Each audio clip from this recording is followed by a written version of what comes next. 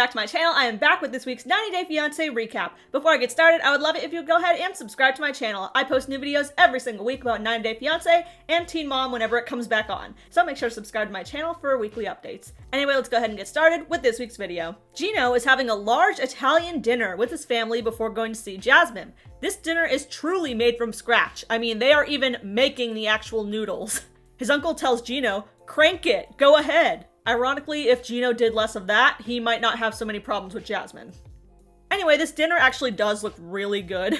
Gino's excited to go though. He says, "Jasmine's gonna see me dressed better this time." And then his cousin says, "Do you still have those Jesus sandals? Please don't wear them with socks." I see Jasmine got a new apartment. You're paying for it, I assume? No, I just help her out. Interesting. Did she end up signing that prenup? I'm considering telling her about it, but no, I didn't bring it up. She's just gonna blow up. You need to stick up for yourself. Yeah, he won't. Riley goes to visit his dad. His dad knows Violet, but Riley doesn't really talk a lot to him about his personal life. "Son, why do you have to go overseas to find a bitch? Why can't you just find a woman here? I'm scared. I don't trust those women." By the way, I have some texts that Violet sent me a while ago. About 150 texts, actually. When he said that, I was thinking, is Violet really hitting on this man's dad? Trying to get the real inheritance. But no, it's actually just a bunch of weird texts that a middle school girlfriend might send. "I know your son doesn't love me. He only loves himself. He will be forever alone. I will never be your daughter-in-law." Probably like, thank God. So she sent hundreds of texts to this poor man and didn't even get a text back, it seems like. Psycho ass. His dad says, "I didn't comment on anything that she said. I just didn't want to get in the middle of you guys." Riley says, "I'm questioning her right now. Is she trying to manipulate me through my father? My dad is elderly and sick. I'm pissed. She makes it sound to my family like there's something wrong with me." Yeah, Violet, Riley's dad doesn't give a shit about you guys' personal problems. This man just wants to play some bingo, watch The Price is Right, and make some goat curry. Leave him alone. Next is the Catfish 90-Day crossover, Tyray. So Tyray, Carmela's name is actually Christian. We have a recording of his voice if you want to hear it. I don't think I can do that right now. It's embarrassing, like, I usually don't let my guard down. I watched the show Catfish. I know what to expect. I'm disappointed in myself. Like, only talking on Snapchat? Come on, I can't believe I fell for that. But I wasn't sending her thousands of dollars. She asked me for money in 2019, and I said no. And she said, "Oh, okay." And then she ghosted me until March 2020, when she asked me for money again, and this time I sent her some. But she always asks for more. I just messaged her last night. Why is he still calling him a her? That is not a chick. How could you do this? And it's unopened. It's like messaging a ghost. Or a Snapchat-savvy Nigerian man. I still feel that connection. You know what? Maybe someone else had Carmela's phone. Maybe she was hacked. I'm not ready to walk away yet. The sunk cost fallacy. Look it up. Or maybe Tyray just swings both ways. By the way, if you actually Google Sweet Carmela, there's an extra A in it, she is a full-blown porn star. So Tyray's gonna need a lot more money to bag the real Carmela. Jasmine goes out for drinks with the girls. And once again, the entire scene is just a not-so-clever advertisement for her OnlyFans. Her friends buy her butt plugs, which she proudly shows off at the dinner table of this public restaurant. And she leaves us with this quote: "You can give coochie to anyone, but the back door is more exclusive."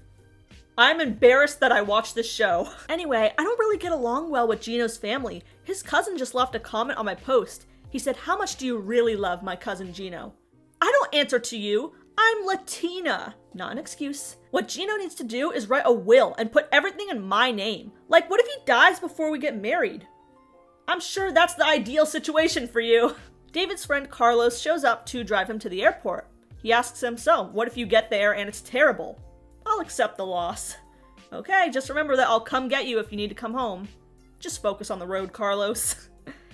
Yeah, I don't know how he's signing while driving. That's a real skill. David says it's been 18 years since he's been on an airplane. He says he can't hear the announcements, so he has to sit and wait for a gate agent to approach him and tell him if there's any delays.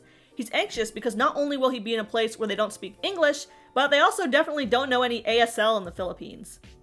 Next is Rosdan, in a Crip shirt. Please don't bring that to America. So this dude goes to the middle of the city plaza, sticks his phone to a wall, and starts live streaming. He's one of those insufferable people that you just feel the urge to spit on in public. He literally starts unbuttoning his shirt and saying, "Drop something for your boy. I take off another button. You tip me, I take off a button." And then he has the nerve to say, "My audience is 70% women." Yeah, okay. Your audience is 100% gay men. And for some reason, Amanda. The 70% women is all Carmelas, Lanas, and Marias. Trust me. My best month on TikTok, I made $2,000. You have to be flirty, sexy. That's how I have 127,000 followers. I wanted to be an actor when I grew up, like Sylvester Stallone or Arnold Schwarzenegger. Now I'm an e-stripper, but if they make a Magic Mike 4, I'm a shoo-in. This is my close friend, Deanna. Okay, Deanna looks like she goes for about $200 an hour. There is almost certainly an OnlyFans video out there of these two. Tell me what's special about Amanda. She supports me, she's loyal, she cares about me. Is she a dog? Weren't you married before? Yes, 3 years ago. I proposed to that girl after 1 month, and we divorced after 6 months. She was jealous of my career and my past. Are you ready to be a dad to her girls? No, I think I'll be more like a friend to her kids. She was just recently widowed. Deanna says, I don't think she's ready to love him. Not like I can. Tyray decides to come clean to his family about Carmela. I gotta say, this whole thing is like an episode of My Strange Addiction. Do you guys remember that? Where they meet in like this cafe to gather the whole family together just to tell them, guys, I eat toilet paper or something like that.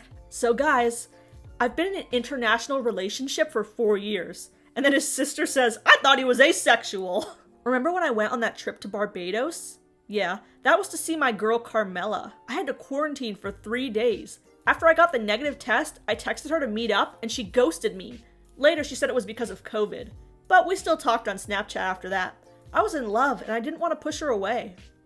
I do not understand spending thousands of dollars traveling to a whole ass other country for someone who doesn't show up. Oh, I would find them. And I would kill them. Slowly. So by the way, there's a catch to this international relationship. Catfish, that is.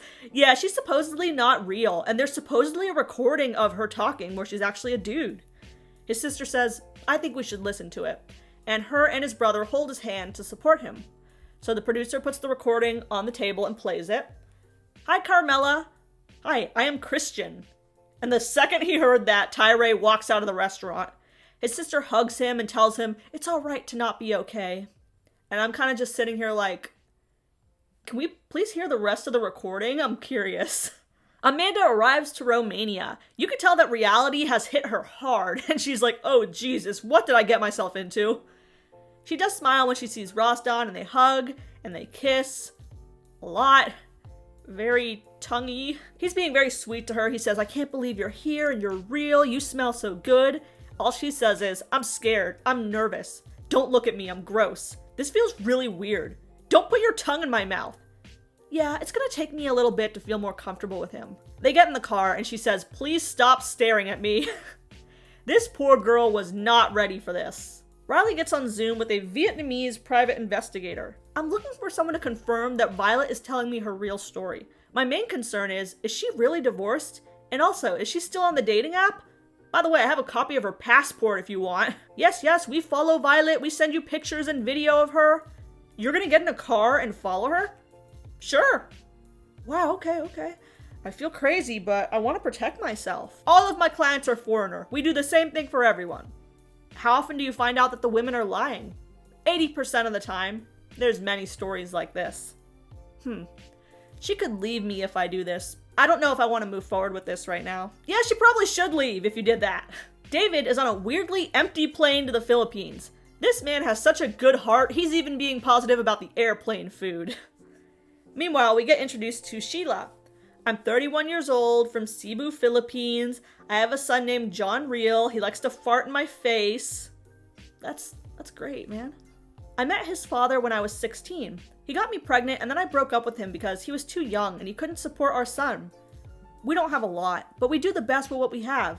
We don't have running water, and we have to get a bucket and carry it to the water pump. I live with my parents. It's hard because our house is small, and it was damaged by the fire and the typhoon. Also, the roof is gone, and there's limited electricity. We do have a toilet, though! I meet David online. He looked like a really nice man. We talk every day. We video chat. He treats me like a queen. I feel butterflies when I talk to him. I am hearing impaired as well. When I was a kid, I put a broomstick in my ear and my eardrum broke. I can hear with the hearing aid, but in the future, I won't be able to hear. First thing her dad asks her is, can David help repair the house? And do you blame him? I mean, I would ask the same thing. She says, I'll ask, but I won't push him. It's hard for me to find work since COVID. David supports me monthly. So she meets up with her friends to buy some clothes. And I was not expecting this conversation to take place. They ask her, have you seen David naked? Yes, it's yummy. It's so red. He showed me his eggplant during the video call. He's always horny, but it's okay because I am too. Why is it red? When he gets here, he can check my phone and go through it, and I'll check his phone, just to make sure we don't talk to anyone else. I am a jealous person, I admit that. My ex cheated on me, and it sucks when me and David get into fights, and I don't even know sign language to say anything back. Next is Amanda. She arrives to Rosdan's place. He says, I feel that she's a bit tense. I'll be patient. It must be hard to adapt after being with the same man for 11 years. Amanda says, why do you have tissues next to your bed? Maybe you need it for your nose. Also, it's good for sex. Girl, what did you expect him to respond to that? You were asking for that response. She says, why do you need tissues? Because you're gonna cry after? Her kids FaceTime her and ask about the bedroom and if it's ready. Really weird. And she says, Mommy's sleeping on the couch, okay? And it might not even be a lie. She goes to the bathroom and asks, why are all these things on the sink? There's no room on the sink for my stuff. Why didn't you clean this before I arrived? Rosdan tries to ignore her and takes off all his clothes and gets in the bed, and she's like, we are 100% not having sex tonight. I feel guilty even being with him. Yeah, this was just too soon. Gino's Uncle Marco takes him to the airport, and Uncle Marco says, I hope Gino stands up for himself, but when Jasmine comes bouncing her boobs in front of him, his common sense turns to jelly. I think that Uncle wants some bouncing boobs for himself. Gino is just being a total loser cornball as usual. He drops his suitcase in the airport and he's like, oops. And then he starts unbuttoning his pants in the middle of the airport because he stores his passport in his crotch. Just weirdo behavior all around. He arrives to Panama and Jasmine and him run up and hug each other. Jasmine has on this cherry red lipstick and she's tonguing him down worse than Rosdan did to Amanda. And then kissing on his arms and all this, saying, no one's gonna steal you.